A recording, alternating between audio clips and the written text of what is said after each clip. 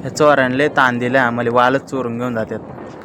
तर रामराम मंडळी, आज मी चाललोय आपली धन्नो घेऊन वाल आणायला. इकडे आलो तर पप्पा वजा बांधित होता, मग काय मी पण गेलो पप्पाला मदत करायला. पप्पा नाही दिला वजा गाडीवर बांधून, मला जा आता मस्त घेऊन शेताकडे.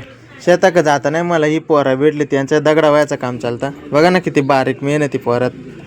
शेताकडे पोचलो, वजा आणून टाकला आणि बैलांनी पाहायला घातला तर बैलाडा खुश. मग काय जुन्या पद्धतीत आपला कोयता लटकावला आणि आंबा खात निघालो आपल्या कामाला. पोचलो, केलंय बघ फाट्या तोडायला चालू.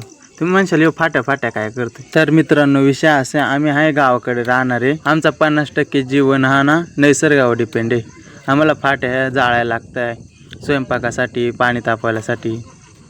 झालाय भाऊ फाट्या तोडून. चला मी तुम्हाला रानातला रानमेवा दाखवतो. हा 3 पानांचा वेल दिसतोय ना, याच्या बुडाला ना एक कंदा असतो, त्याला आपण हांदा बोलतोय. आता हे खणून दाखवतील तुम्हाला.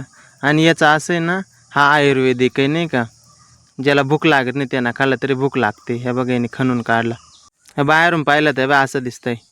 बघा त्याचा वरचा कातरा काढल्यानंतर असा धवळा दिसतंय.